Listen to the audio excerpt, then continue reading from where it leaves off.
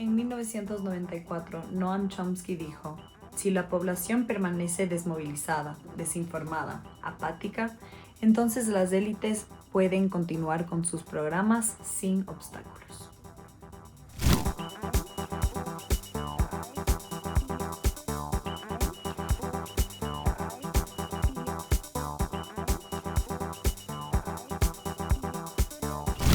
Hola, ¿cómo están?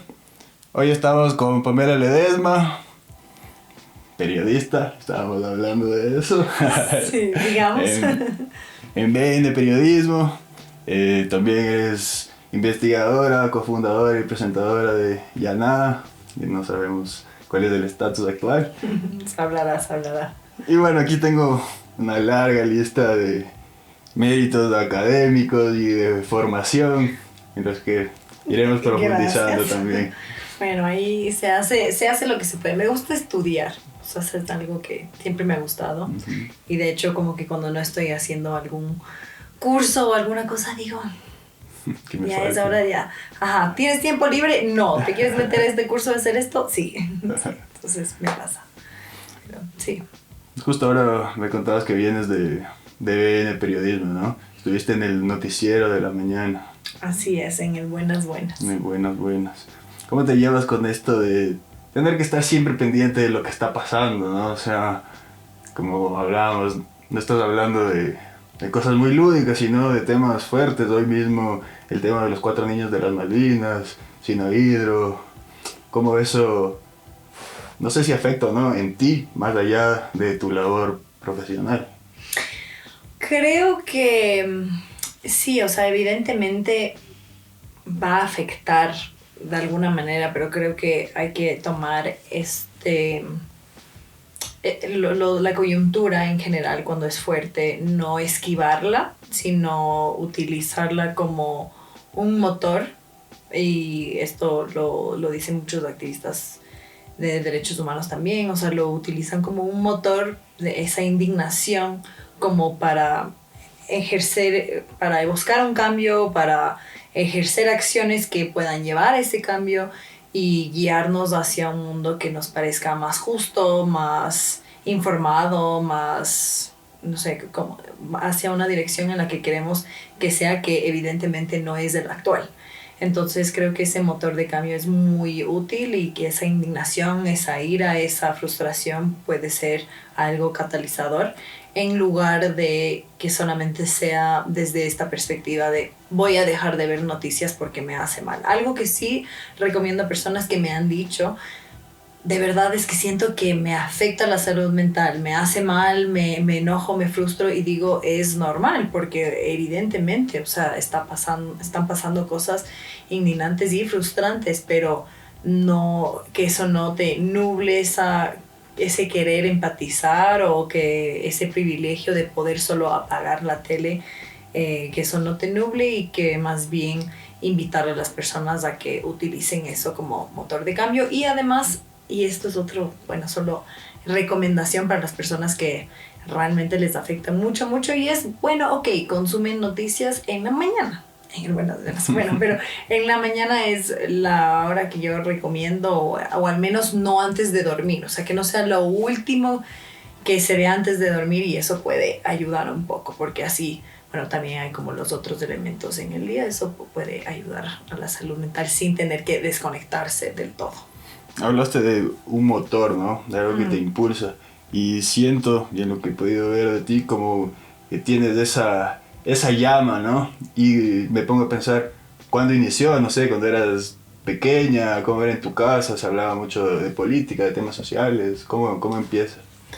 O sea, sí, siempre fue algo que estuvo presente, siempre me interesó la política desde el colegio, o sea, esas niñas que es como que, bueno, quiero participar en las elecciones del colegio, no gané, pero como me interesaba eso porque, o sea, desde cambios pequeños, así de qué quiero proponer en mi colegio, o qué reglas, con qué reglas estoy en desacuerdo, por ejemplo. Y en mi casa también era un lugar en creo que sí aceleró esa llama, digamos, o la encendió más. yo viví mucho tiempo con mis abuelos, con mi abuelo y mi abuela, que pese a que fue una experiencia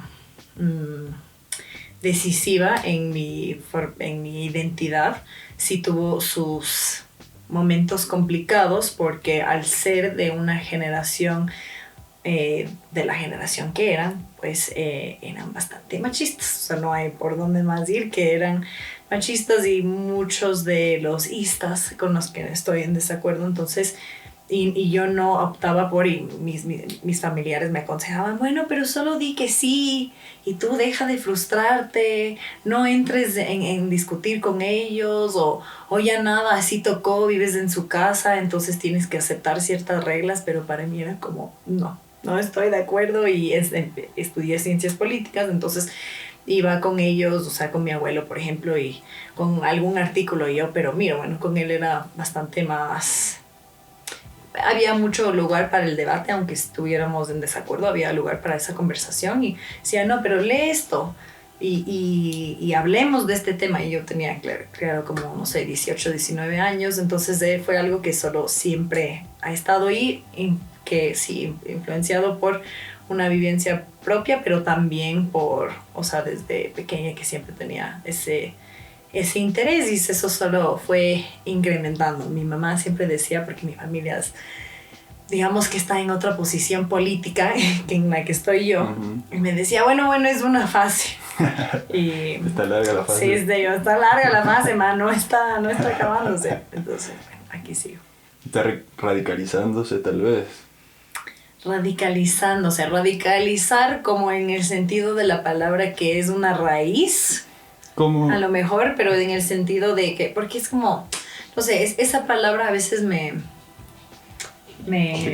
conflictúa, porque se puede utilizar desde distintos lugares, y además porque a veces se ve como radicalizar como algo negativo, creo que tal vez se usa con esta connotación cuando una persona a lo mejor defiendes más a los derechos humanos, o estás más del lado de, o sea, cuestionando el poder, digamos, y las élites, y eso te hace más radical, y a veces no sé, o como con esta connotación negativa, y no estoy tan de acuerdo con eso a veces, porque a lo mejor es simplemente informarse y estar como al tanto de lo que está pasando, y a lo mejor me llaman radical por eso, y pues no sé. Me pongo a pensar un poco, y en todas las fases, no solamente en lo político, digamos, un defensor, una defensora por los derechos de animales, de vegano, para la mirada de alguien más puede ser radical, ¿no? Y eso justamente puede ser un lugar para denostar a la otra persona. Claro, creo que lo importante sería ver desde qué lugar se está utilizando la palabra radical y quién. Entonces, por ejemplo, si es que una persona, como para descalificar tus acciones, te llama radical, como desde este lugar hegemónico de decir, no, son unos radicales, son unos loquillos ahí con sus ideas de querer defender a las personas. Es un uso de la palabra radical, y a lo mejor radical como de decir, como este auge de esta derecha alternativa, que lo llaman, que se está radicalizando también, o sea, que se está afianzando en este discurso que más bien busca eliminar los derechos humanos de las personas que no están considerados en este grupo de ese nosotros. Entonces es como otro forma de verlo. Podríamos decir que el Estado, en este caso el actual gobierno, se radicaliza cuando habla y categoriza como terrorista a todo luchador social, a todas las personas que estén en contra de.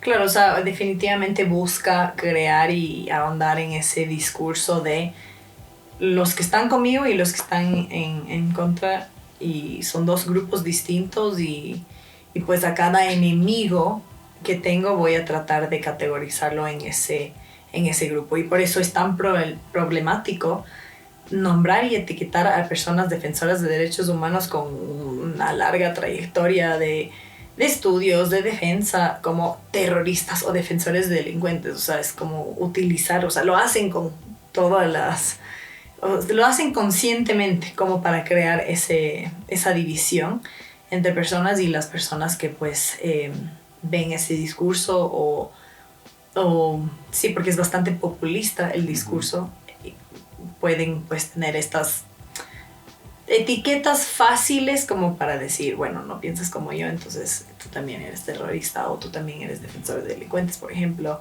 etcétera. Regresamos un poquito en la línea del tiempo, tu propia historia. Estudias en la UDLA, ¿verdad? Así es, estoy ahí. ¿Por qué la mueca? que las personas que escuchen lo piensen, no sé, bueno, sí, pero yo también sí, estudié ahí, así que entiendo la mueca. Sí. Sí, bueno, tuve profesores y profesoras muy buenas, eso sí, no hay quejo de algunos, no todos, todas, pero algunos muy buenos.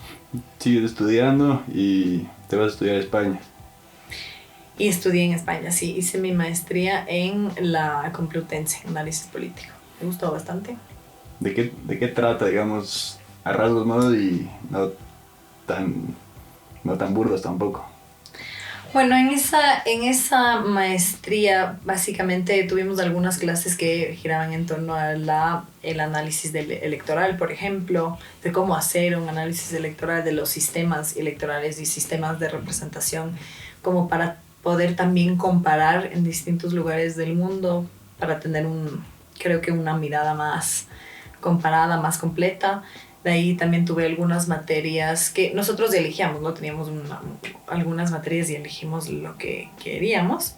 Pero la que más me gustaba, aunque a muchas personas no les gustaba, era una que se llamaba Debates Ideológicos Contemporáneos, que suena como, yo qué sé, pero básicamente era discutir y hablar de distintas ideologías desde sus primeros teóricos, desde sus bases y tener como una conversación fundamentada desde esas ideologías y también como cómo nosotros podemos analizar el discurso. Había mucho análisis del discurso, pero cómo nosotros podíamos analizar ciertos discursos desde distintos políticos hasta, no sé, académicos o un planteamiento, una línea de una universidad que va a un lugar u otro. Y nosotros veíamos, ok, por utilizar o ir por este lado, yo puedo sustentar que esta persona tiene esta ideología con estos tintes por tal.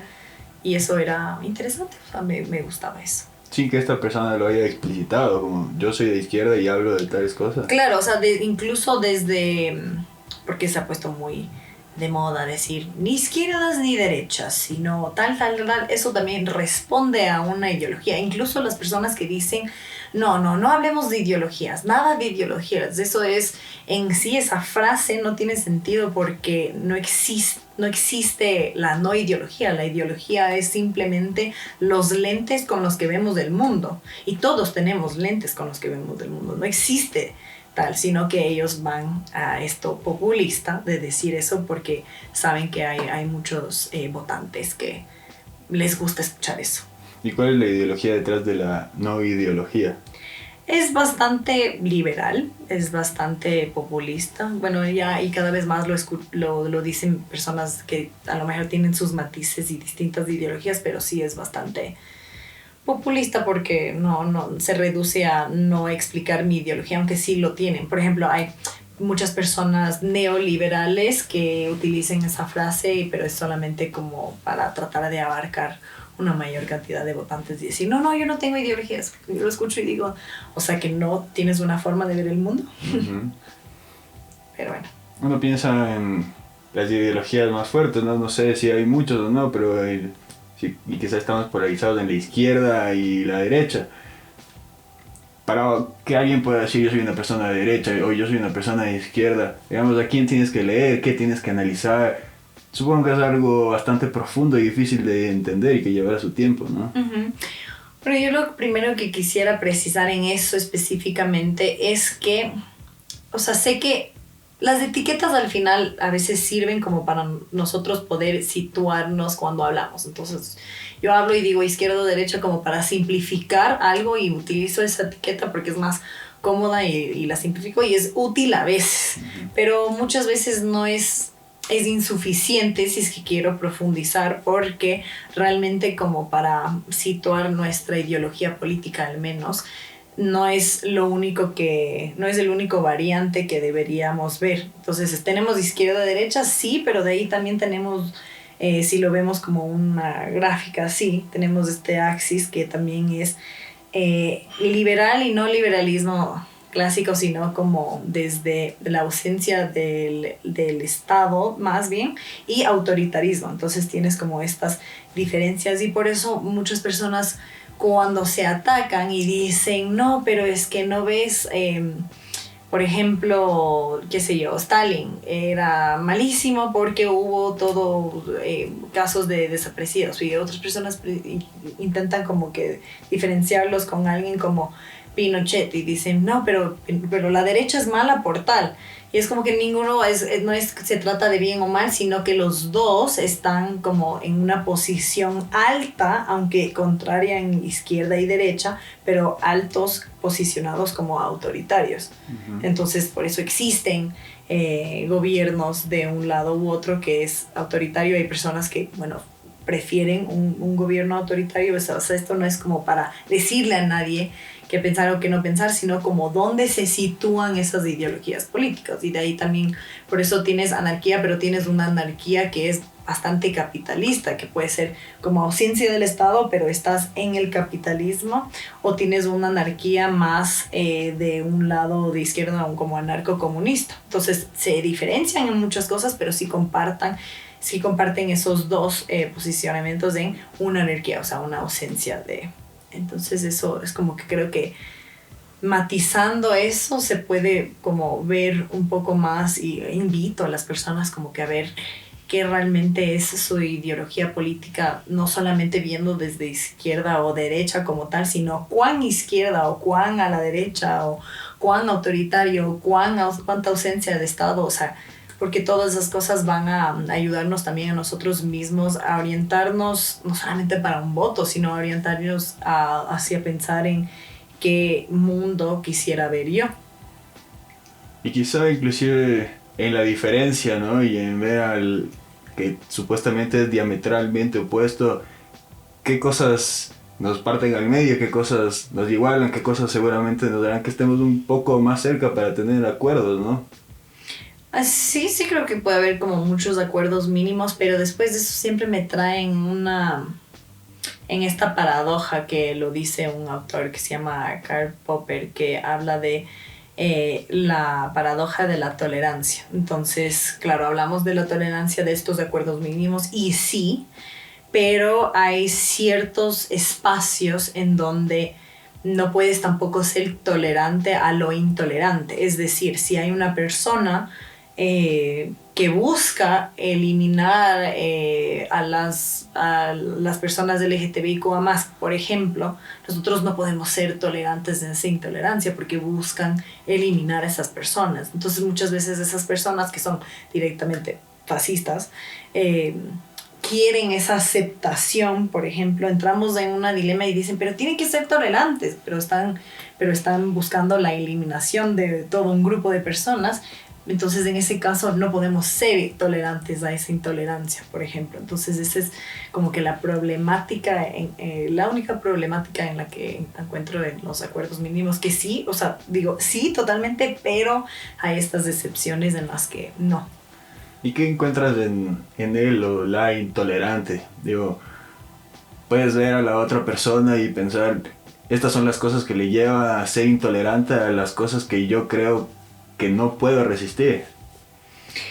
Sí, creo que hay factores individuales y también colectivos y de sociedad que influyen en que una persona puede llegar a esa intolerancia. O sea, por ejemplo, creo que algo que estamos viendo para anclarlo a lo coyuntural y a lo actual es que este surgimiento nuevamente de estas derechas alternativas que se hacen llamar, y esta nueva derecha, ellos muchas veces, y no me acuerdo cuál era el autor que lo decía, pero hay como un libro que habla de todos los mitos que da esta derecha alternativa, que es, por ejemplo, ellos dicen, ok, hay una falta de trabajo, eso es verdad, pero yo voy a darte una respuesta al ciudadano que no es real, que es, por ejemplo, los inmigrantes. Ellos son los que tienen la culpa. Entonces, el diagnóstico está bien, que es falta de empleo, pero el mito, la solución que dan,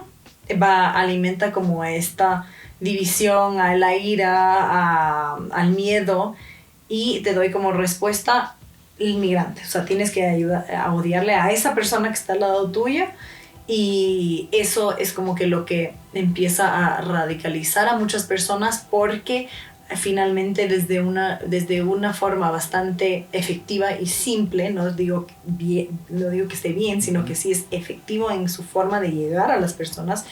Llega a las personas porque te dice, hay falta de empleo, y esa persona dice, sí, es verdad. Han entrado muchos migrantes, y ellos dicen, sí, veo que está, digamos, cambiando el mundo, y por eso es su culpa.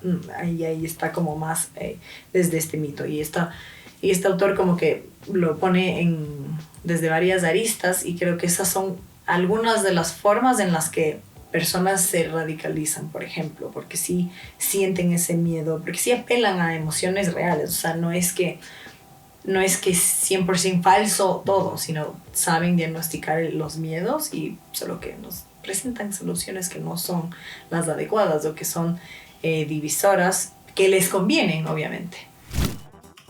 Después de muchos videos me han dicho que me está faltando algo. No, a ti te está faltando algo. Como ven, hemos ido construyendo este lugar poco a poco. Muchas personas, muchas horas de conversación, grandísimas anécdotas en este lugar. Estas son mis plantitas. Ellas con un poco de agua y con mucho amor les es suficiente. Pero yo necesito de ustedes. ¿Qué les vengo a pedir hoy? Nada del otro mundo.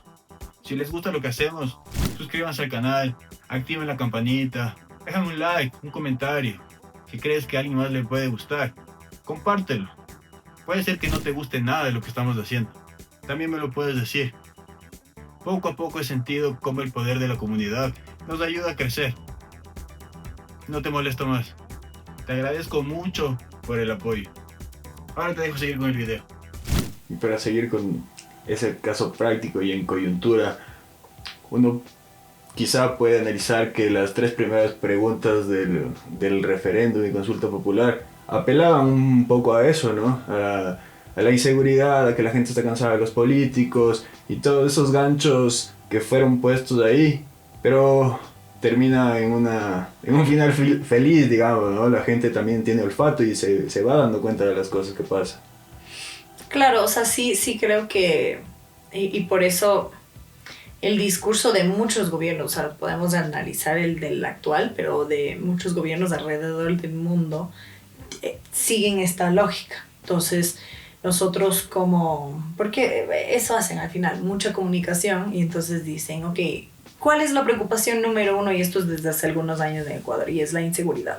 Entonces, eso es algo que en campaña política lo hemos visto, que absolutamente hasta cuando teníamos 16 candidatos y candidatas, sabían, ok, inseguridad es lo más importante, entonces lo que vamos a hablar es de inseguridad, y es normal, está bien que lo hablen y lo solucionen porque es un problema urgente.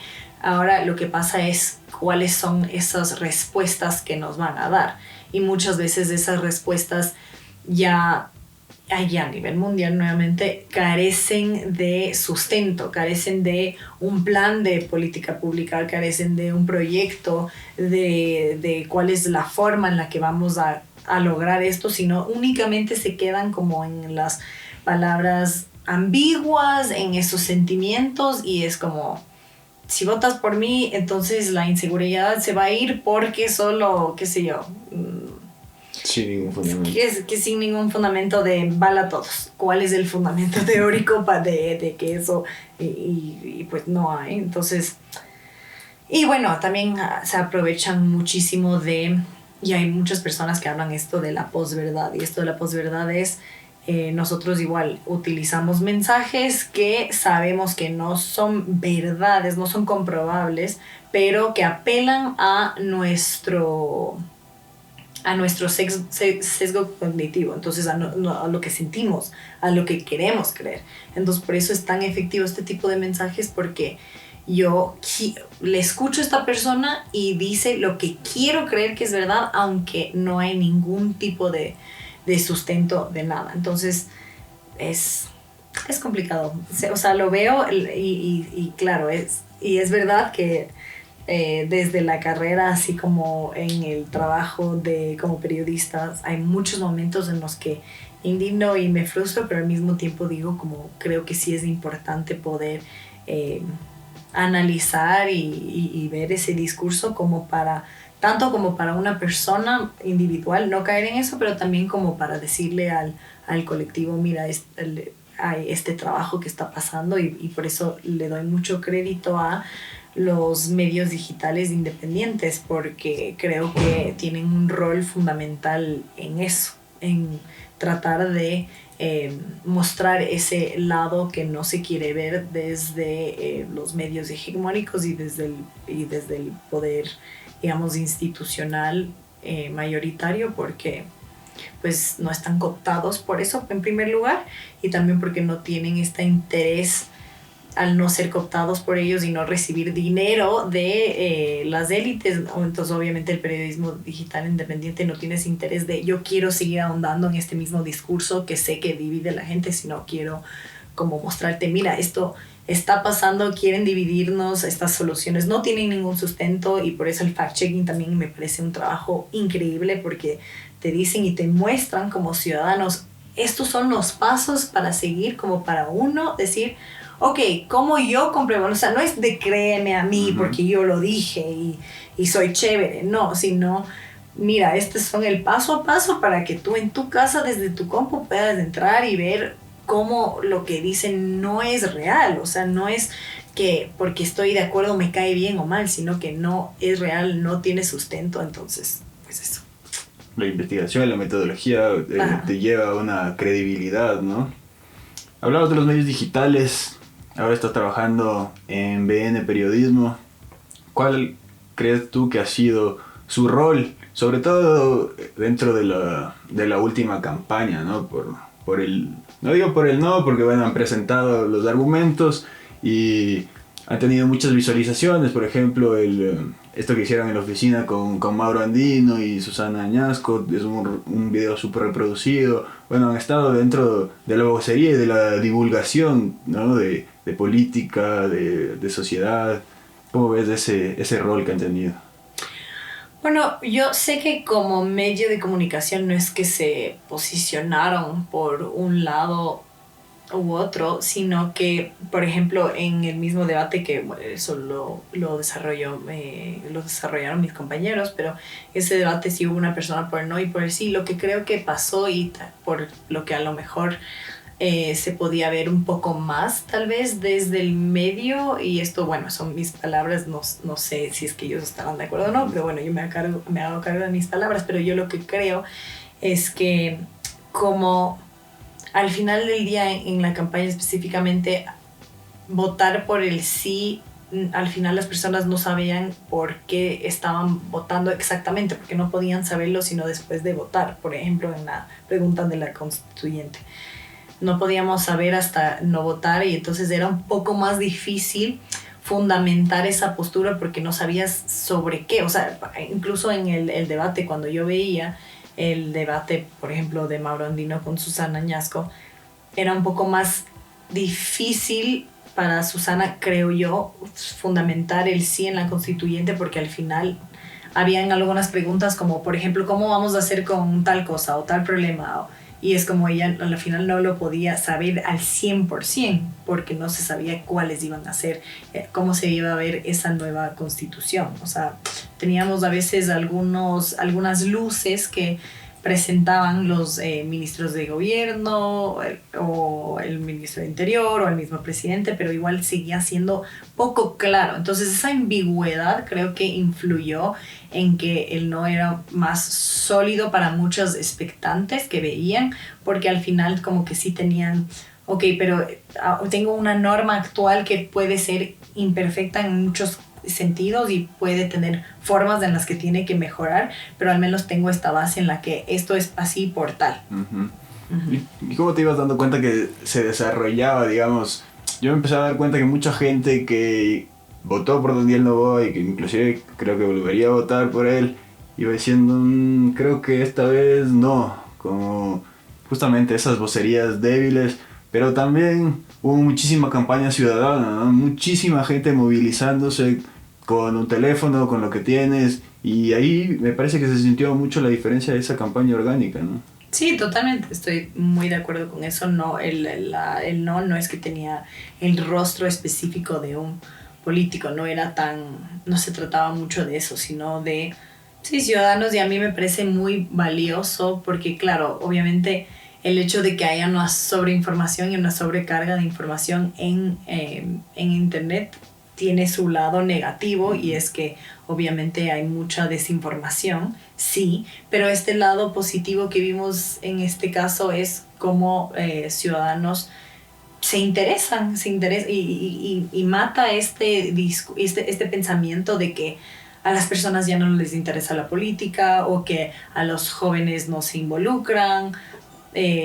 Mata estas simplificaciones, porque aunque seguramente exista eso y existan personas que no se interesan para nada, hay muchas personas que decidieron sí interesarse y sí investigar y sí hacer sus propios videos, sus propias iniciativas. Incluso, o sea, se veía mucho esto como muy ciudadano, de una persona diciendo, oiga, mira, esto vi y según esto tal y pienso esto, y eso es valioso porque al final es eso de que las personas se politicen, me parece muy importante, y porque al final, si es que las personas no se politizan, y eso es algo que no lo voy a citar textualmente porque no me acuerdo bien, pero básicamente Noam Chomsky habla de cómo las élites se aprovechan de la apatía de los ciudadanos como para seguir básicamente dominando lo que pasa y tomando decisiones sobre nuestras vidas que nos afectan en el día a día.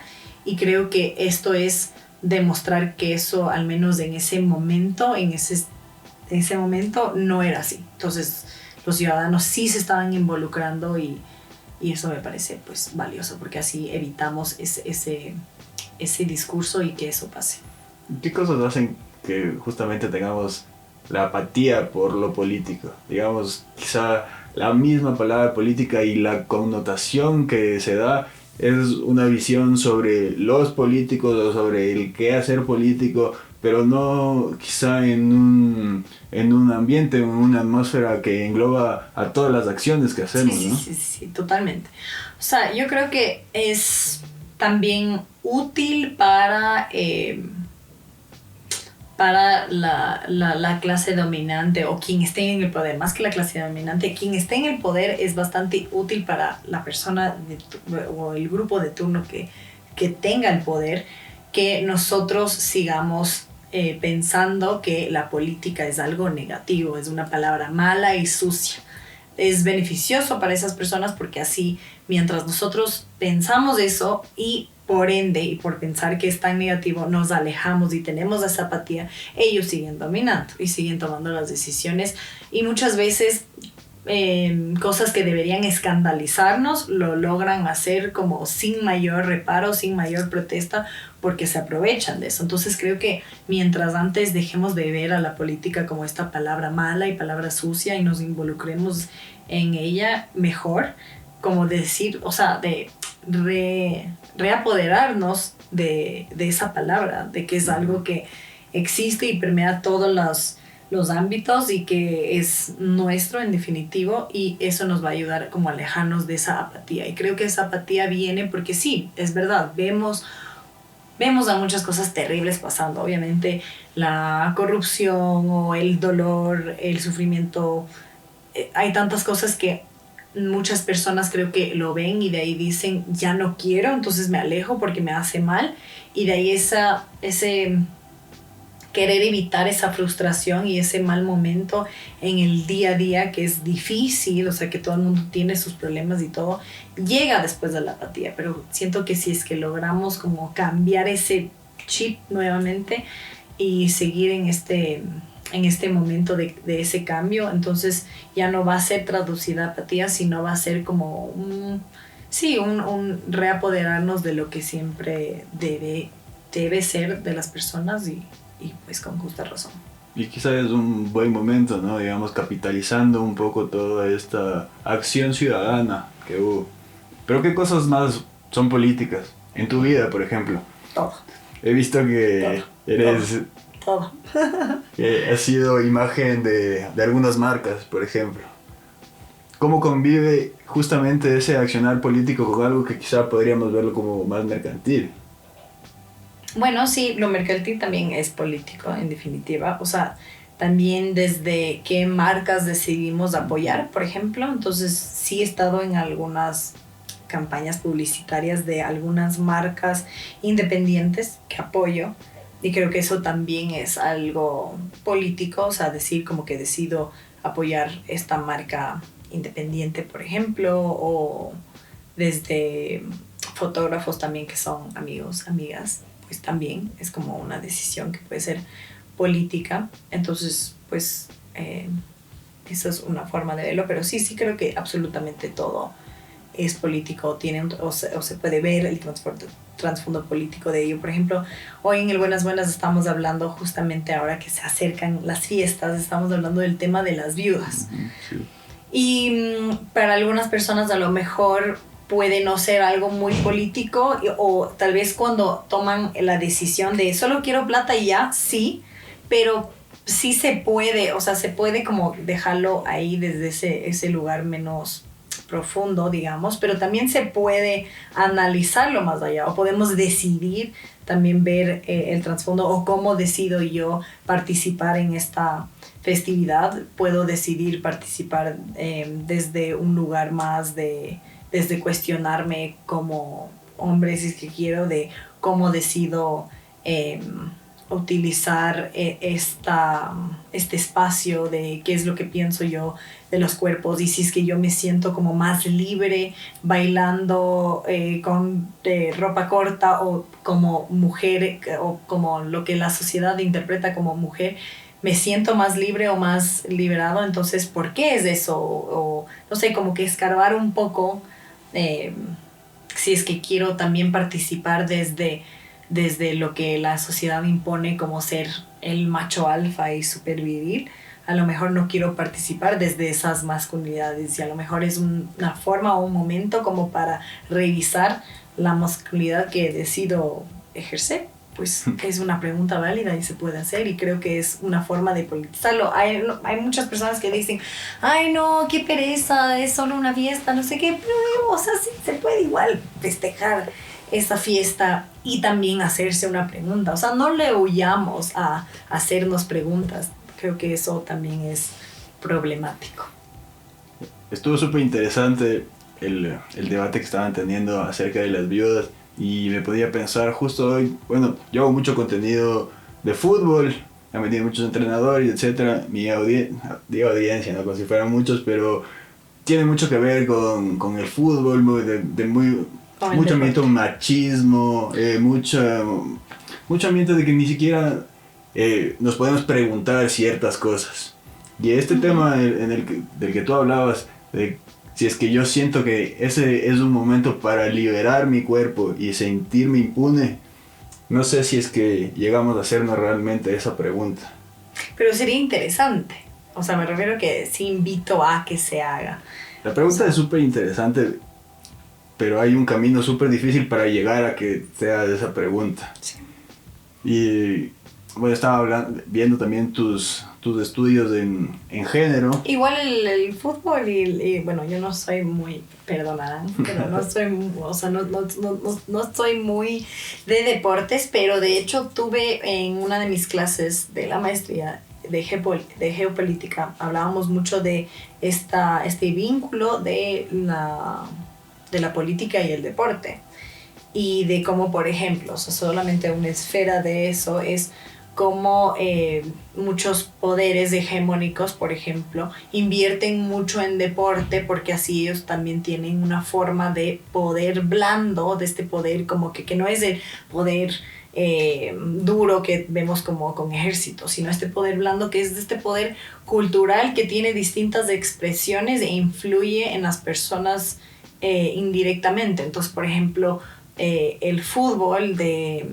de España, ellos tienen un poder blando porque como que logran que su país tenga esta imagen en distintos países alrededor del mundo por su posición en el fútbol a nivel mundial. Entonces es como que igual una influencia política y son decisiones que muchos políticos incluso toman de asegurarse de, o por ejemplo, utilizan la política aquí, el fútbol en la política aquí, diciendo cosas como el tuit del presidente diciendo se va a poder ver el partido en todo en todo el país. Es como igual una decisión política. Es fútbol, pero es política y lo utilizo de alguna manera como algo político. Entonces las personas que dicen, no es político, no metan la política en esto.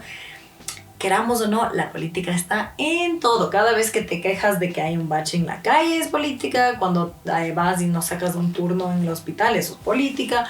Cuando te quejas de o ves estas carencias en el sistema educativo, dices, chuta, mi guagua ya no está aprendiendo tal o tal, o que yo sí aprendí, o están viendo esto, eso también es política. O sea, absolutamente cada cosa. Cuando está contaminado el río es política, pero también cuando, qué sé yo, las empresas no reciclan y vemos basura en la calle, eso es política. Todo. Los residuos, no hay parte de nuestra vida que no sea política, no hay parte. Exactamente. ¿Tienes otro colectivo que se llama Ahí las Palabras? ¿Es un colectivo? ¿Cómo lo definirías? Es una iniciativa, diría yo, es una iniciativa de conversatorios, básicamente. Entonces es como un espacio de conversación.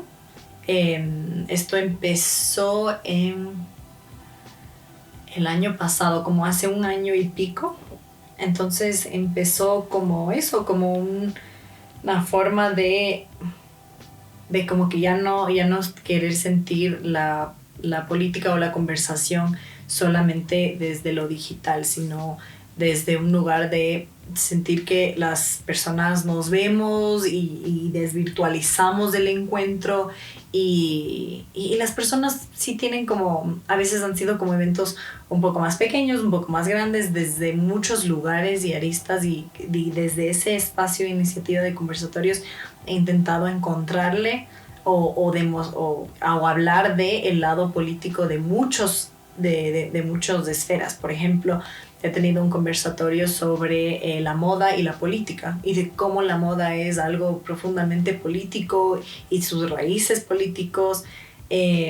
También he tenido he tenido varios de psicología solamente porque me interesa mucho, pero igual hay como, tuve uno hace tiempo de la política de salud mental en el país, por ejemplo, y de cómo se estaba desarrollando y cómo es insuficiente y cómo hay muchas personas por sus condiciones materiales que necesitan atención psicoterapéutica y no pueden acceder a ella, entonces están como siendo muchas personas excluidas de esa atención porque es bastante difícil para personas sin los recursos a poder acceder a ello. Entonces eso también es ese lado político de la salud mental o qué sé yo, tantos, ya no me acuerdo de muchos, pero ha sido como muy interesante tener esos encuentros, poder y hablar con personas que siento que muchas veces desde lo digital es como, no sé, o en medios tradicionales es invitemos a la persona tal porque tiene ahorita full seguidores y full números y está creciendo y está eso, que desde un lado de marketing sé que tiene su lógica, pero desde otro lado hay personas como fuera de este mundo virtual, tan virtual al menos, que también son personas y que han estudiado tal cosa o que tienen opiniones o que podemos hablar y tener esta conversación entre muchas personas de todo. Entonces esos encuentros me parecen súper importantes y me gusta mucho. O sea, es un proyecto que disfruto mucho de hacer y pues todavía no he hecho uno en diciembre porque necesito un descanso, pero pues ya en enero se continuará haciendo más encuentros, así que les invito a ir. ¿En dónde los haces?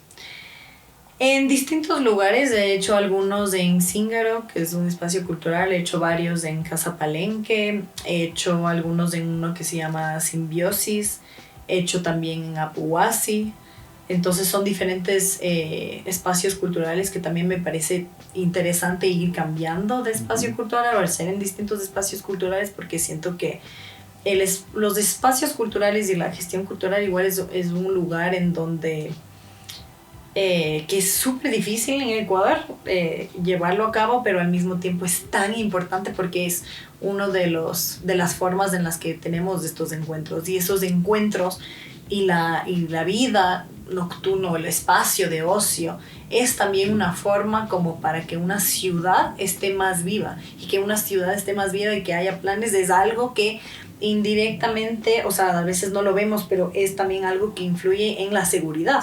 Porque si es que tenemos una ciudad, tenemos un Quito que tiene más oferta cultural, que tiene más planes de ocio, entonces la gente va a salir y va a haber gente y va a haber movimiento y va a haber, primero, obviamente es una forma en la que se mueve la economía, pero también la gente, al ver gente afuera y en planes y en la calle, te sientes también más seguro y aseguras que esa calle no esté ya abandonada y que haya como actividad en ese barrio, por ejemplo. Entonces por eso también me parece, es otra de las razones por las que hay personas que me han preguntado, pero hazlo en línea, y digo como, alguno he grabado, pero quiero evitar lo grabado, al menos en eso, por esa razón, para que las personas como digan, ok, sí, puedo acercarme a un espacio y encontrarme con gente, y eso es valioso también, la experiencia de encontrarse con personas.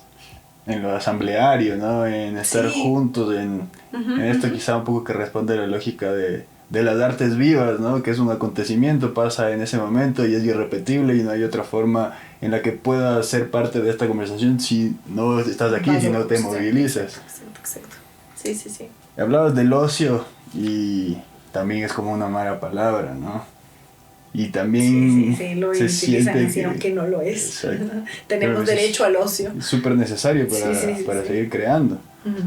Pero está supeditado justamente a la productividad, ¿no? Digamos, trabajas 8 horas y en estas 2 horas tienes tu tiempo de ocio porque mañana tienes que volver a trabajar. Sí, pasa. Se intenta mercantilizar hasta el ocio de, ¿te gusta la fotografía? ¿De por qué no cobras por hacerlo? Es como, ya, deja de mercantilizar de los hobbies de todo el mundo. A veces solamente queremos ocio por ocio, y porque es también es parte de una vida digna, que sí, y muchas veces lastimosamente es parte de una vida con privilegios, pero la idea es que no solamente las personas con privilegios tengan ese ocio, sino que todas las personas tengan ese espacio para ese ocio, que es fundamental. Tú eres una persona con privilegios. Así es. Reconoces tus privilegios. Sí. ¿Y qué haces con ellos? O sea, entiendo que muchas veces no nos hacemos esas preguntas, ¿no? Digamos, somos súper privilegiados, y ¿por qué renunciaríamos a algo? ¿Por qué cambiaríamos a esos privilegios que tenemos y nos hacen la vida más fácil, ¿no? Pero ¿qué hay de esos privilegios para pensarnos en conjunto, ¿no? Para ayudar al resto. O sea, primero es utilizar, o sea, si tenemos una plataforma, por ejemplo, utilizar esa plataforma como para pues señalar lo que consideremos importante señalar, como para poder ejercer un cambio, utilizar esos privilegios como para...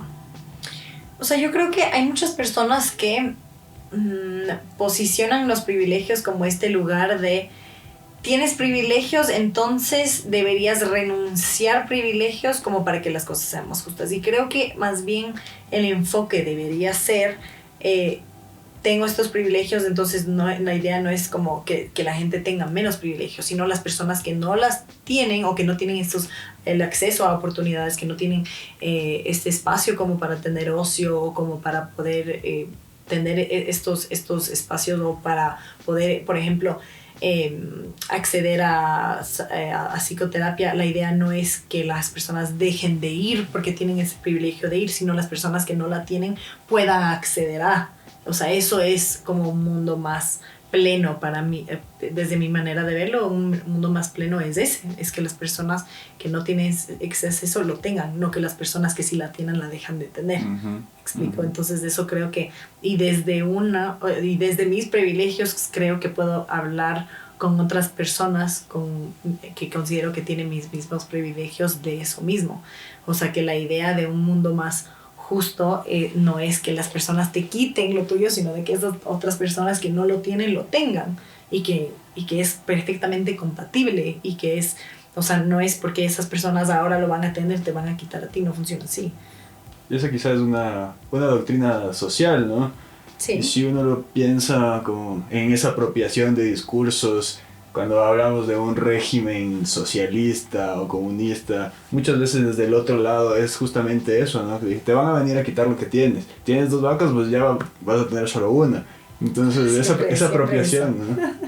Sí, o sea, creo que a las personas que dicen eso, sé que eso viene por un discurso hegemónico que quiere que piense, que todo el mundo piense así y de que los demás tengan significa que te van a quitar las cosas. Pero yo lo que invitaría realmente a las personas es a... Sé que esto a veces suena interpretable, lo siento, pero lo que invito es como, o sea, solo revisitemos y leamos como a las personas originales que dijeron tal o cual cosa como para desmitificar esto. O sea, de hecho, muchas veces se intenta como encajar, incluso agrupar como socialismo y comunismo como si fuera lo mismo. No lo es. O sea, si ya es una persona que lo agrupa como lo mismo, ya sabemos que no hay o sea, que nos quieren hacer, socialista, comunista, y quieres que todo el mundo comparta papel higiénico, es como, no. Rojo. Ajá, por ejemplo.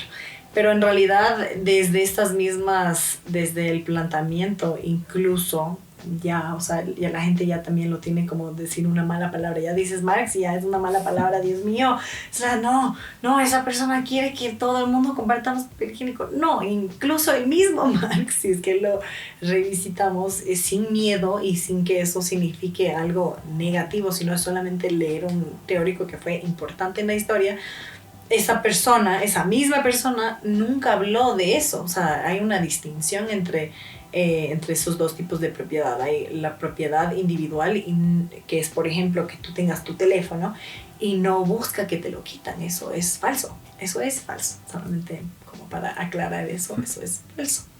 Pero sí es bastante beneficioso para las personas que evitan cualquier tipo de planteamiento progresista, agrupar a todo como si fuera lo mismo y decir, te quieren quitar todo, ¿no? O sea, por ejemplo, ya para poner un caso que no es ecuatoriano, en Estados Unidos hace años había un candidato que se llama Bernie Sanders, que él quería únicamente que haya derecho a la salud para todo el mundo. Esa era su mayor propuesta y lo que más buscaba. Y las personas decían, o sea, tergiversaban esto de quiero que todo el mundo tenga derecho a la salud a quiere quitarte tu casa. ¿Cuándo? Dijo, ¿en dónde? ¿Cuándo dijo eso? No existe eso. No dijo eso nunca. Únicamente quiere derecho a la salud. Y ahora ya le decían comunista que no era comunista. O sea, no es por yo defender a ninguna postura, sino es porque no es. O sea, es como una falta de análisis y que conviene obviamente a ese poder hegemónico de los republicanos en ese entonces o el establishment de los demócratas de decir, no, esta persona piensa esto y así le hacemos tener miedo a esta persona y en vez de darnos algo que nos va a beneficiar a todo el mundo, que es por ejemplo gastar menos en cosas que no son necesarias como en capacidad armamentística y darles derecho a la salud a todo el mundo, no, vamos a hacerles pensar que te quiere quitar el papel higiénico y que compartes con todo el mundo, no. Pero bueno, así son esos poderes hegemónicos. En el caso nacional diríamos que lo que ha estado de moda es ellos van a hacer que seamos Venezuela. Eso ha estado de moda en Ecuador, pero en todo el mundo. De hecho, si es que lo encuentro, te mando y si quieres lo puedes poner en varios links aquí, pero sí. hay un estudio que veía en las elecciones en España, en las elecciones pasadas, que cuando se acercaban elecciones, como para poder poner a uno de los partidos que tiene muchas cosas criticables, o sea, totalmente, pero hay un partido que se llama Podemos, que decían que querían que España sea como Venezuela. Entonces ponían y aumentaba en esos noticieros en cantidad de minutos de exposición que tenía la crisis de Venezuela, que es grave, evidentemente, o sea, sí están pasando cosas graves, ahí no estoy diciendo que no, pero estos poderes utilizan esa crisis como para ahuyentar a ciertos partidos progresistas y que las personas no voten por esos partidos progresistas, porque saben que es como una forma de atraer votos a mi partido sin yo tener que proponer nada real, sino solamente como para hacerte tener miedo a este que es como que a pesar de que España esté al otro lado y que no, o sea, y que tienen euro, o sea, hay como tantos factores que es como que no va a ser, está muy lejos eso de que está eso muy suceda. lejos de que eso suceda, pero vamos a incrementar el número de minutos en los que mostramos la crisis de este país, lo vamos a vincular a nivel de discurso con este partido y así las personas le tienen miedo a este partido y por ende votan por mí. Entonces, o sea, la verdad es que sin quitar nada de la crisis que sí está pasando y que sí es algo que pues tiene que revisarse, pero sí es bastante lamentable como varios gobernantes en lugar de proponer algo desde una política pública y con un sustento, deciden solamente incrementar ese miedo y utilizan una crisis como para su beneficio. Eso es lamentable. Hiciste una tesis sobre Trump. Sí, así es mi tesis de... Mira que sí que viste mi LinkedIn, ¿no? Sí, sí. Tenía que bueno, buscar. sí. Mi proyecto o sea, mi tesis y proyecto de final de la carrera era sobre la efectividad de la campaña negativa de Trump en las elecciones primarias. Entonces, cuando yo estaba haciendo eso, todavía no había ganado la primera vez. Uh-huh. Entonces era cuando solo eran las primarias, que era él versus Clinton. Entonces era como la efectividad de la campaña negativa, es decir, de cómo él utilizó el miedo, era como una matriz de cómo utilizó el miedo y varios y distintos enemigos desde ese miedo y desde este lugar negativo como para poder básicamente asustar tanto a las personas que terminan votando por él por ese miedo, no porque él proponía nada en concreto. Y ya pues sigo manteniendo eso, sigo manteniendo que eso lo siguió haciendo. Y de ahí sale el Hagamos de América Grande otra vez, supongo, ¿no? Como Sí. un conjunto de esos miedos, de esas políticas. ¿Qué piensas, ahora que estamos hablando de Venezuela, todo no sé si es el conflicto o la amenaza de los Estados Unidos de tomarse Venezuela básicamente, y creo que esto también tiene que está muy linkeado con el premio Nobel a María Corina Machado? Claro. Sí, ¿Cuál es tu...? Pues yo creo que evidentemente hay un problema y una crisis en Venezuela que obviamente las personas que lo han vivido han tenido que vivir una situación muy difícil que les ha obligado a irse del país, pero y sí, o sea, no se puede negar que es una situación difícil, pero bajo ningún modo creo que sea justificable una intervención por Estados Unidos, sobre todo una que está encabezado por el presidente Trump, porque ya se ha demostrado las intenciones que tiene. Por ejemplo, ya han habido varias redadas, ataques en alta mar sin comprobar si es que esas personas eran efectivamente delincuentes, criminales, lo que sea. O sea, nunca se hizo una comprobación, sino lo hacían después de bombardeo y después de que a lo mejor muchos están heridos y están en esta situación. Después averiguo a ver si es que mismo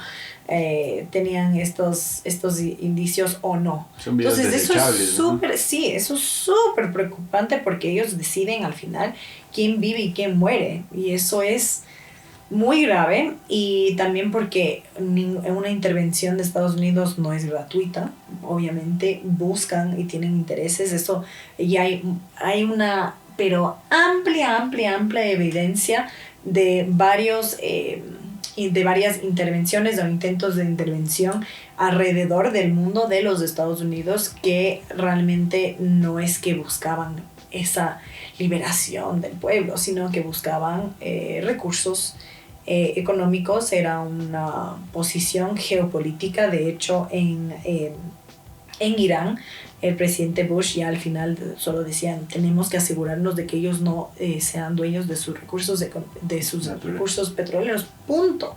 O sea, no nos interesa realmente qué pasa, qué no pasa, cómo está la gente, cómo no está la gente. A lo mejor hay algunas personas en Estados Unidos, y esto ya es la manipulación de las masas en Estados Unidos, pero hay muchas personas seguramente que sí les importa, o que dicen, yo sí quisiera que esa crisis y que ese sufrimiento en ese país pare. Entonces así es como ellos compran la aceptación de su propia población para poder intervenir en distintos países. Pero la línea pequeña, que es la más importante, y lo que dicen los mismos gobernantes y los mismos secretarios de defensa, es que ese no es el motivo, que ellos tienen intereses muy claros geopolíticos y estratégicos de recursos como para ellos seguir siendo la potencia. Y de hecho hay personas que citan, hay una doctrina que se llama la doctrina Monroe, que tiene 200 años y que habla de cómo las Américas son fundamentales para Estados Unidos. Y eso es algo que lo citaron ahora en el nuevo, no sé cómo se llama el documento, es como el nuevo documento de seguridad de Estados Unidos, no sé bien exactamente el nombre, pero es como que un documento que básicamente lo que hace el gobierno de Trump es volver a citar esta doctrina Monroe como para volver a justificar la necesidad de controlar las Américas. Entonces eso es algo que nos debería dar una pista de lo que buscan realmente, y eso es controlar todos los recursos geoestratégicos de la región. Al menos eso es lo que perfila, eso es lo que parece. Entonces, para recomendar otro libro, estoy leyéndolo actualmente, o sea, no lo he terminado aún, pero ya me ha dado varios ejemplos y me parece muy interesantes. Es un libro que se llama ¿Quién domina el mundo? Sería la traducción, creo, a español, de Noam Chomsky, un autor que me gusta bastante. Sí, pero bueno, él básicamente en este libro cita varios ejemplos alrededor del mundo de estas intervenciones de Estados Unidos, con cintas textuales. O sea, no es que a él le parece, son sus sentimientos, no es porque le gusta o no le gusta, sino son citas y documentos específicos de esas intenciones. Entonces creo que en base a toda esa evidencia empírica, que es pero abrumante, creo que deberíamos ver este conflicto de la misma manera. O sea que todos los años de Hollywood y de los Avengers y Superman y no son los Estados Unidos los salvadores del mundo. Imagínate.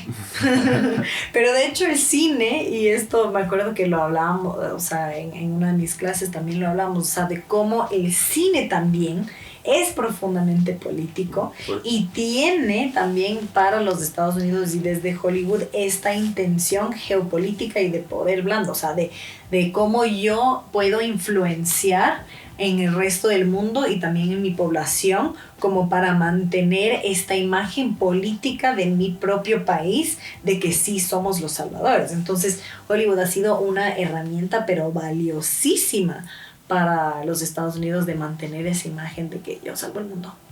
Como un ministerio de propaganda global, ¿no? Sí, lo es. Muy Goebbels. Sería una buena forma de nombrarlo. Sí.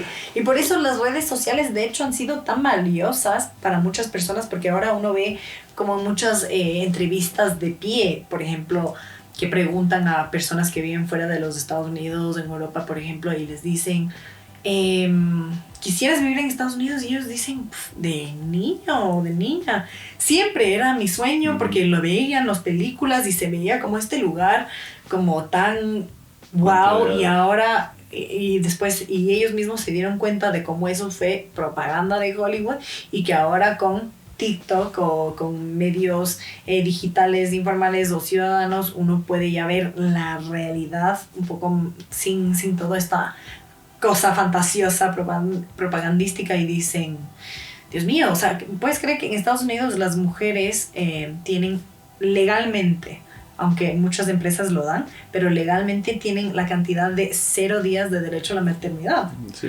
¿Por qué vamos a querer eso? O sea, eso no es un ejemplo a seguir, por favor. Eso no es un ejemplo a seguir. Bueno, uno bajo sus propios sesgos y bajo lo que cree, ¿no? Digamos. Siempre, inevitable. O sea, tenemos nuestros propios sesgos, eso es inevitable, sí, pero sí, ahí están. ¿Has trabajado en la Cruz Roja Española acompañando mujeres y sobrevivientes? ¿Cómo ves ese trabajo? O sea, sí, trabajé como voluntaria, después ya estaba en el proceso como que para que eso sea un trabajo ya oficial, pero me decidí regresar a Ecuador. Pero ese trabajo fue... es que en ese momento, salida de la universidad, fue como que, ok, qué interesante, vamos a hacer cosas por la gente, y no digo que no hagan nada, para nada, pero sí siento que me pasa esto que con muchas ONGs lo que pasa es que yo trabajo en una actualmente también, pero me pasa que, y no es culpa de las ONGs, sino del Estado, que el Estado muchas veces se aprovecha de que hay programas de las ONGs que están ahí y que hacen muchas veces un trabajo que debería hacer el Estado, creo. Entonces como que dicen, bueno, yo ya no tengo que hacer nada para... Me deslindo de esta obligación o de esta responsabilidad, porque aquí están la ONG tal o cual como para que haga lo que yo debo hacer. Entonces eso es como que ahí es donde encuentro como esta cosa que me conflictúa. Es como cuando el presidente le dijo a Yaku que haga campaña por la minería ilegal, ¿no? Como, eso no es lo que yo tengo que hacer, tienes que ser tú, ¿no? Claro, pues, claro, pero ustedes que ya defienden el derecho a lavarlo, ustedes como, no, deja de deslindarte de tu responsabilidad como gobernante, pero bueno. ¿Cuál es la otra ONG en la que trabajas? Women for Global Fund. Así es. Estoy trabajando actualmente en esta ONG que aboga por los derechos de las mujeres del sur global, específicamente mujeres que viven con VIH, tuberculosis y malaria. Entonces es un trabajo que, bueno, es como lindado al Fondo Global, y el Fondo Global es un fondo que da muchísimo dinero, pero es como una estructura que recibe dinero de los países, pero entonces no es como 100% ONG de que recibo, qué sé yo, donaciones y hago obras de caridad, sino es más bien como los gobiernos destinan un X cantidad de dinero al Fondo Global, y el Fondo Global como intenta dar programas a comunidades, y directamente a comunidades, como para poder erradicar la malaria, VIH y tuberculosis, que son pues obviamente enfermedades catastróficas.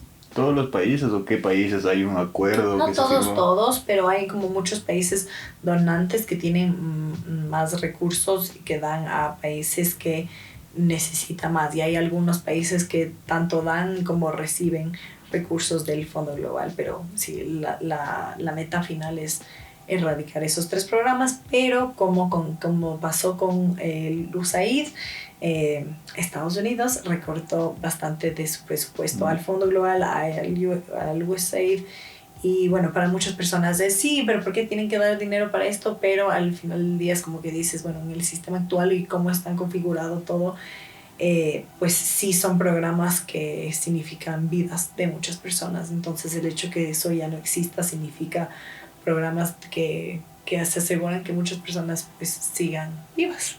Eso es. ¿Y cuál es tu trabajo específico ahí? Trabajo haciendo comunicación en esta ONG. Entonces pues toda la parte comunicativa de la ONG. Vi que también estuviste un tiempo en la asamblea asesorando algo en redes sociales. Sí, en realidad sí, a la vez no, porque fue el trabajo más corto de mi vida. O sea, Sí, estuve ahí como que no, ni siquiera, o sea, técnicamente un mes, pero no, estuve ahí como que 3 días, porque más lo que me demoré haciendo todos los papeles, entré y muerte cruzada, chao. Ah, justo en ese momento. Sí. Y fue otra vez de los papeles así. Entonces realmente no, sé más bien de... Más lo que sé es que eran muchos papeles para entrar y para luego salir. Bien, no hay mucho que discutir sobre eso. Sí. Y muerta que estaba yo decía, no puede ser. O sea, Es una señal. sí, es una señal, sí. ¿Qué es y por qué es importante la perspectiva y el enfoque de género en todo, ¿no? Y en todo lo que haces? Creo que es importante porque, bueno, así como decíamos que toda la vida es política, también hay un aspecto de género en mucho de lo que nos acontece, de lo que pasa en la sociedad, en las relaciones de poder, en los trabajos. Para citar uno específicamente, nosotros vemos como, por ejemplo, en medios de comunicación, yo tuve la experiencia en el podcast, por ejemplo, en Llanada, que a veces los comentarios, y esto, o sea, trabajé haciendo también y analizando la violencia política de género, y es como a las mujeres, y he hablado con otros periodistas en el programa en Llanada y con colegas en todo, sí, que es como muchas veces la crítica a las mujeres viene siendo por cómo se viste, por cómo se ve, por cómo se presenta, o son cosas que caen en el género versus en sus capacidades, en el intelecto. Y a los hombres muchas veces no digo que nunca, pero muchas veces no sufren de ese mismo tipo de ataque, y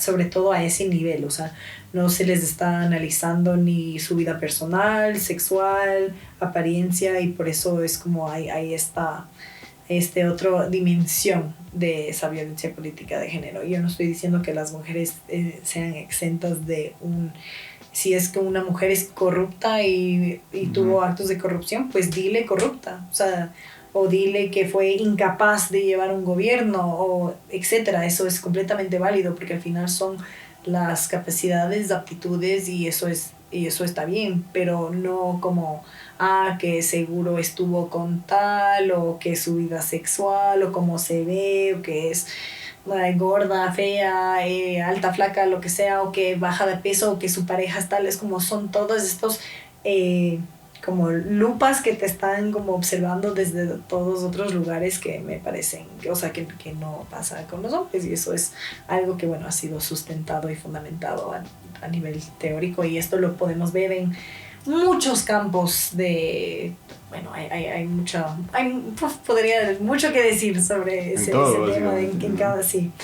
Y así como el enfoque de género, también el enfoque, no solo ese, pero sí también podemos tener un enfoque, obviamente, de clase, y bueno, en definitiva, interseccional, como que viendo desde cómo estas distintas aristas influyen en cualquier situación, dinámica de poder, pues trabajo, etc. ¿La violencia de género solo puede ser ejercida de un género hacia el otro, o hay violencia de género inclusive entre personas, valga la redundancia, del mismo género?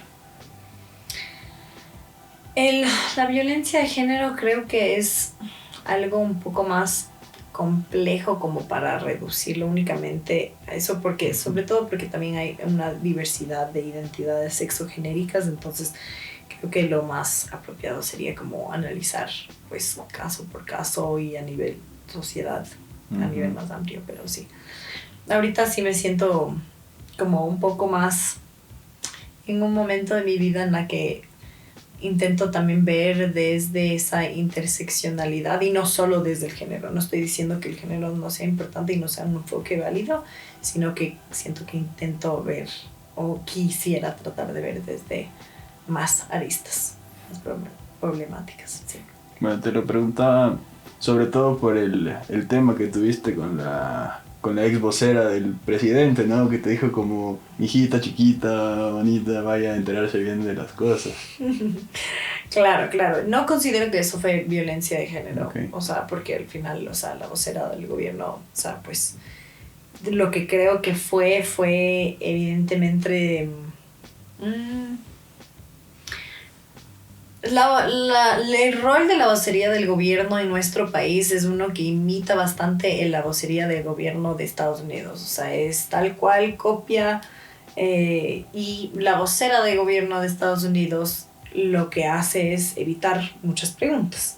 Entonces creo que la vocera del gobierno, Carolina Jaramillo, la ex vocera del gobierno, ella también tenía ese rol, o sea, y era evitar muchas preguntas, al menos las que no quisieran contestar. O sea, bueno, las personas pueden ver esa intervención, se hizo una pregunta bastante directa y clara y pues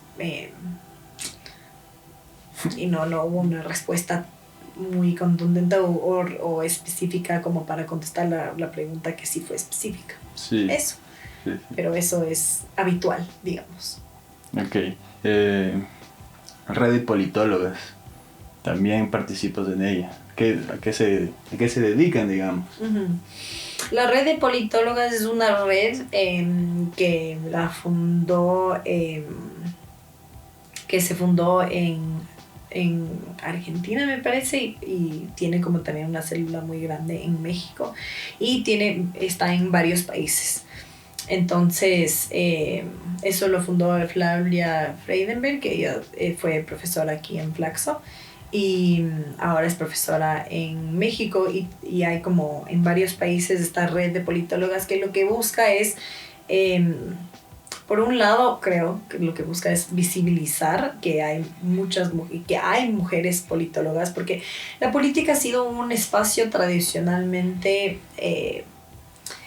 dominado por hombres. O sea, hay muchos más hombres que están, entonces, incluso desde los medios de comunicación o espacios de representación política, es como que se ha recaído en este discurso de es que no hay mujeres, uh-huh. Es que no conocemos ninguna mujer analista política, o no conocemos ninguna mujer que pueda hablar de economía política o en este tema o en este otro tema. Entonces, esta red bastante grande lo que intenta hacer es, sí existimos, estamos aquí, somos, solamente a lo mejor no quieren buscar a mujeres que tengan su opinión sobre tal o cual tema relacionado a la política, y este sí lo hace. Entonces junta a muchas mujeres desde este lugar bastante cooperativo como para pues unirnos y unir lazos, y si es que alguna pues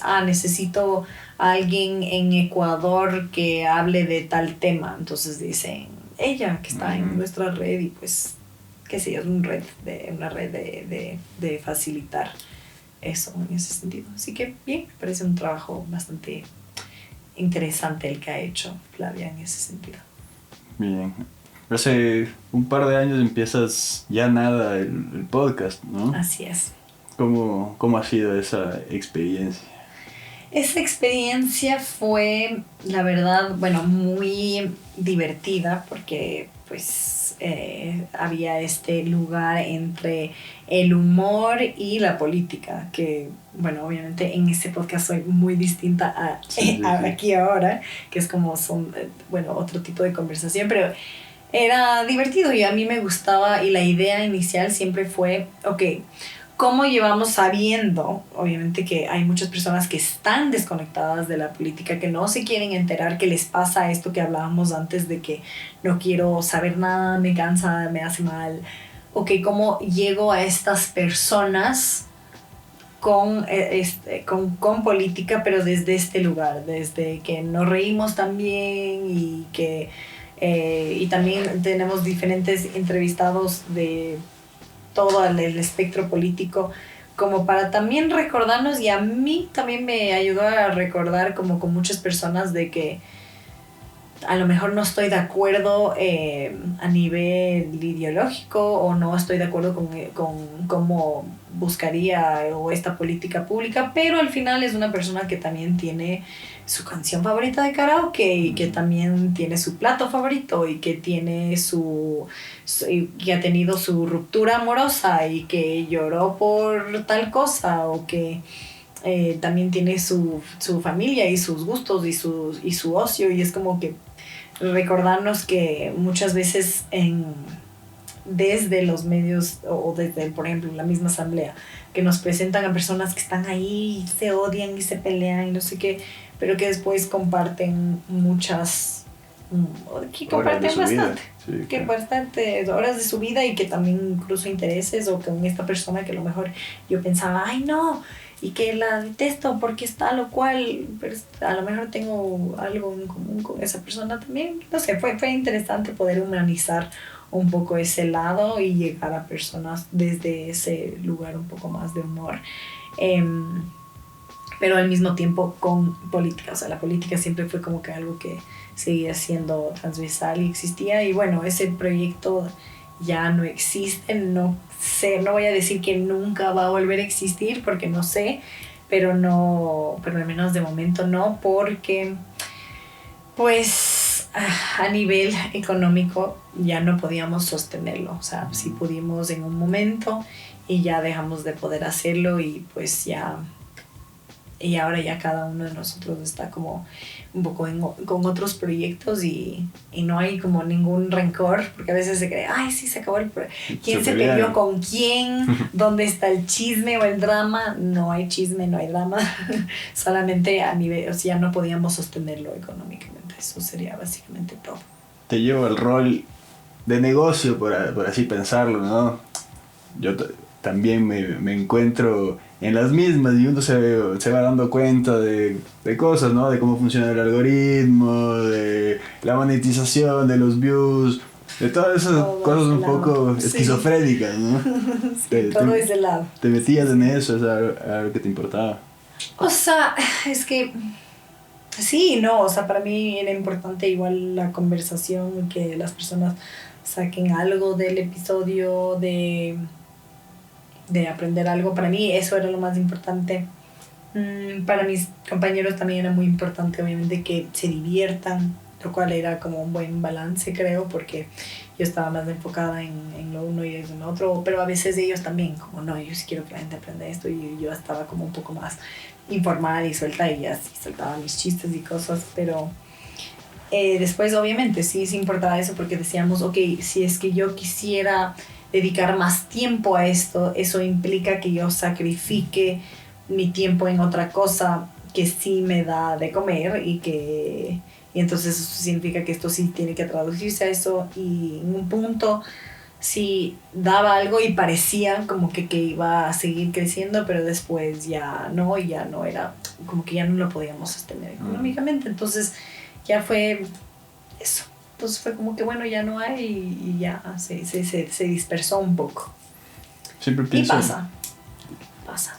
Claro, ha pasado en muchos programas que se han terminado justamente por eso, ¿no? Pero hablamos al principio de la independencia de los medios independientes, de los medios digitales independientes, y también me pongo a pensar hasta dónde, ¿no? Porque al final tú piensas en que, bueno, quizá con esta persona son 1000 horas de visualización, y por ahí capaz también te condicionan un poco. Uh-huh. O sea, sí, al menos lo que he visto en BN, que sí también es un medio independiente, es que siento que tal vez solo no se nos ocurrió con ya nada, o no, nunca lo intentamos, pero fue bueno, hay muchas personas que sí valoran eso, hay personas que valoran que hay un proyecto independiente y que no reciba fondos de ningún partido político, o no sé, o de cualquier interés como para tener que ocultar algo importante que está pasando. Y hay hay personas que valoran eso, entonces aportan. Uh-huh. Y esto no es hablar en contra de marcas a lo mejor auspiciantes, porque bueno, les he escuchado así en BN hablar de Energy y de, qué sé yo, distintas marcas que obviamente no van a influir en la línea editorial, y que se necesita también como para que un proyecto se sostenga, pero es difícil, porque lo que nos pasaba con Yanada es que a veces habían algunas marcas que decían, sí queremos estar en el proyecto, estaban, pero después a lo mejor a otras decían, no, es que hablan de política y nosotros no nos metemos en política. Y bueno, igual desde ese proyecto hay mucho que aprendí también, o sea, hubo un momento que fue decisivo para mí, tomarlo como un momento de aprendizaje y de preguntarme a mí misma como qué quiero yo como comunicadora. O sea, ya no hay solamente que sí, o incluso si hay solo 5 personas escuchando, pues igual hay una responsabilidad con ella y cómo quiero yo comunicar y qué responsabilidad quiero yo tener. Entonces hubo un momento decisivo de desacuerdo incluso de cómo llevar con qué temas hacer humor o chistes o no. Entonces, bueno, mis compañeros tienen una postura y yo tengo otra postura, pero después de ese incidente yo decidí, y fue a raíz de eso que yo dije, a ver, y me metí a un curso de periodismo. Entonces me meto a un curso de periodismo que vi así como de chiripa, literal, que tenía como para postularse la embajada de Alemania.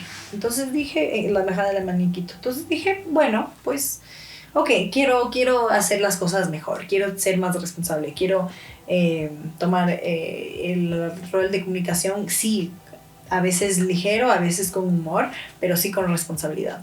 Entonces me meto a ese curso y siento que eso fue lo que realmente me llevó a donde estoy ahora. O sea, fue como un mal momento, pero que fue como un no hay mal que por bien no venga, como se dice. Entonces fue un curso y después de ese curso de periodismo, pues dije, sí me gusta eso y creo que que el profesor o mi tutor vio algo en mí. Porque después me dijo, oye, hay esta oportunidad para ir a Alemania para un curso de periodismo y buenas prácticas y de desinformación. Postula. Y yo solo sentía como, bueno, había siempre mi voz diciendo, pero yo no soy periodista, ¿cómo voy a aplicar a eso? Y apliqué, me escogieron, salí, fui y después dije como que, ok, aún más hay algo aquí en esto. Hice 2 cursos de periodismo de la UNESCO, hice recientemente otro de periodismo de investigación igual de la UNESCO, y porque como que dije, ok, quiero seguir metiéndome en esto, enterándome de esto, haciendo mejor este trabajo que aunque no lo haya estudiado, sí quiero poder ya decir, ok, sí, soy periodista.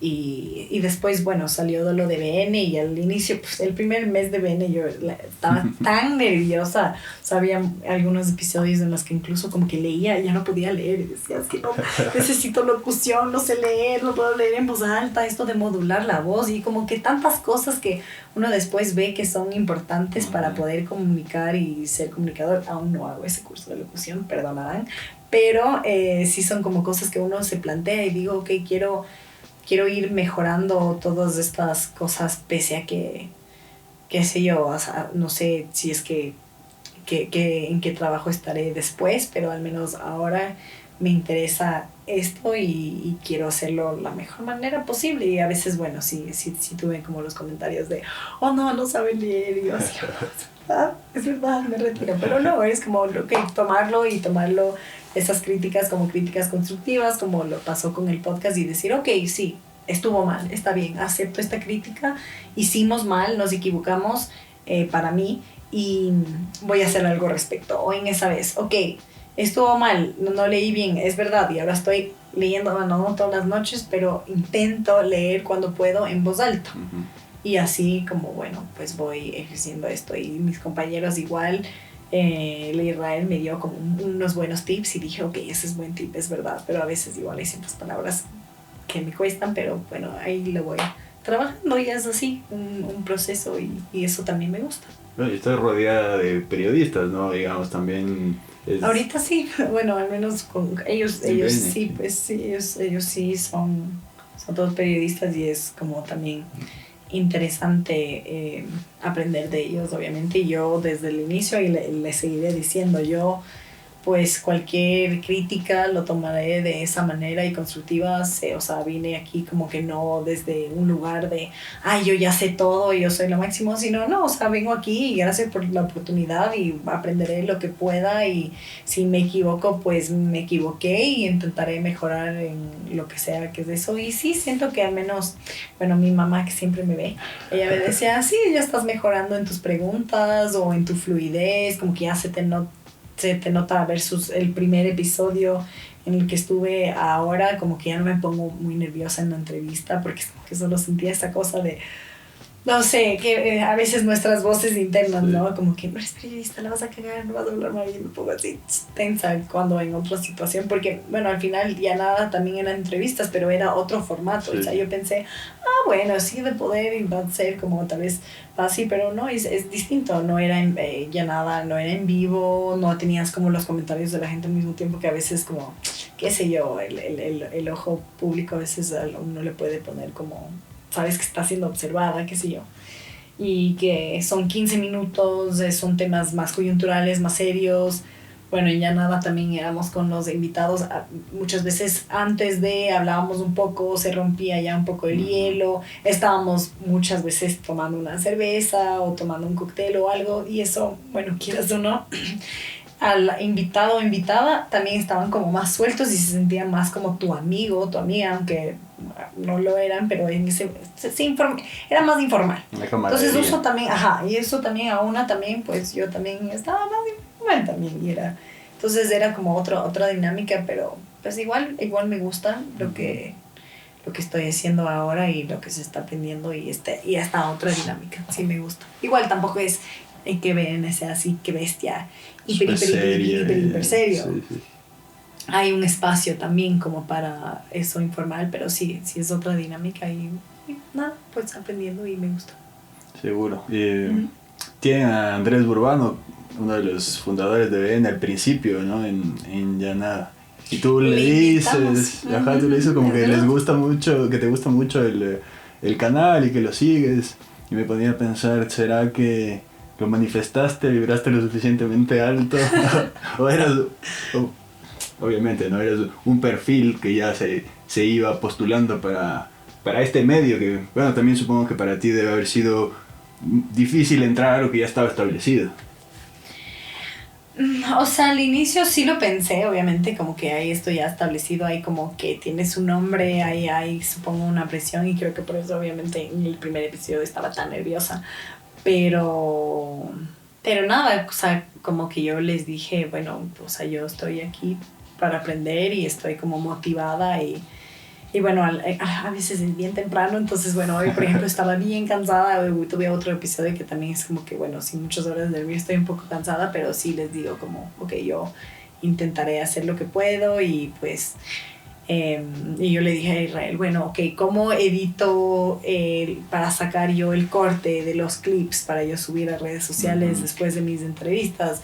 Y al inicio me demoré, qué bestia, no sé, o sea, creo que 2 horas, algo infinito, que yo decía, tú eres tan rápido, soy tan lenta para esto, y él decía, bueno, así mismo se va aprendiendo, y ahora, bueno, a veces me demora un poco más, pero porque decido como revisar muchas veces más el clip que decido subir, pero ya es un poco más rápido y un poco mejor, y se va también como, qué sé yo, afinando esas preguntas y cosas, entonces eso me gusta, o sea, no sé si, o sea, sí estoy muy contenta porque hay muy pocos medios, primero, independientes, en el país, y medios digitales con el nombre que tienen ellos, y que uno que ya desde antes de estar ya lo consumía y lo respetaba y me gustaba, y pues bueno, estoy, no sé, pasó y yo agradecida nomás, y haré lo que puedo.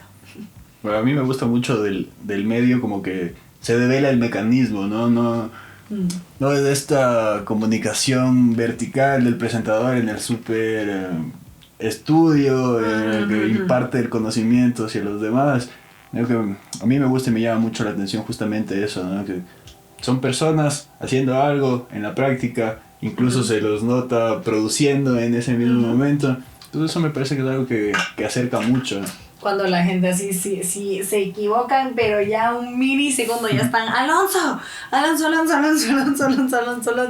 Y ellos dicen, ya, sí, Alonso, ya le estoy viendo, perdón, pasó esto, pero es como que eso incluso a lo mejor para algunos puede ser como que, ay no, que falta de profesionalidad, que no tienen, pero para mí es como que es lo real, o sea, sí saben que esto está pasando aquí y ahora, aquí estamos, y cualquier error, algo bueno, lo que sea, incluso algo que también me gusta del espacio es que ellos dicen si nos equivocamos, o sea, incluso ese mismo rato decimos, no, perdón, me equivoqué, ha sido tal y ha sido así o asá, qué sé yo, incluso o con una cifra o lo que sea, como que esto está pasando en vivo y pues no tiene ningún como reparo en corregir, en decir, sí, me equivoqué y corrijo y tal, y eso también me gusta. Bueno, Pame, hemos hablado de un montón de cosas que estás haciendo. Sí, espero que no se hayan aburrido mucho cuando me iba en los tangentes así teóricos, porque a veces sí, tengo así como, no sé, le veo la cara de algunos familiares que a lo mejor en esas partes dicen, conversación de cafetería de Flax o Calla, pero bueno, sí me gusta a veces ese lado, no le tengo miedo a lo teórico. Bueno, esa es la idea justamente, ¿no? Que vengas, que te presentes con lo que eres, con lo que te gusta, al final esas son las cosas que nos componen, ¿no? Sí, así es. ¿Y en dónde te podemos ver? ¿Qué otros proyectos tienes? No sé, algún anuncio parroquial. Anuncio parroquial. A ver, bueno, a mí me pueden seguir como pamelita.ledesma. Siempre me estoy diciendo que tengo que empezar a hacer como videos y análisis y explicaciones teóricas. Y bueno, algunos de mis amigas me han dicho, hazlo, pero todavía no lo hago. Lo voy a hacer. Que 2026 sea el año para eso. Ojalá, veamos. Aquí lo voy a decir y así ojalá lo empiece a hacer. Pero bueno, pueden seguir la página y las palabras, que es donde pongo eventos y conversatorios.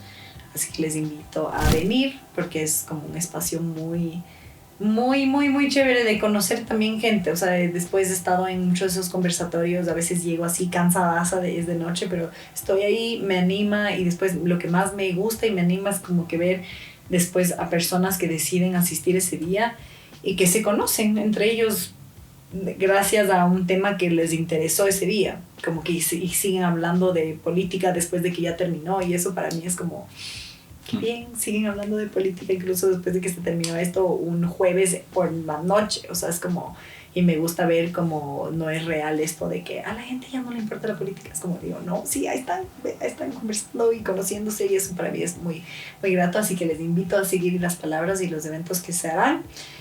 Les invito a seguir a BN Periodismo, evidentemente, y ver el Buenas.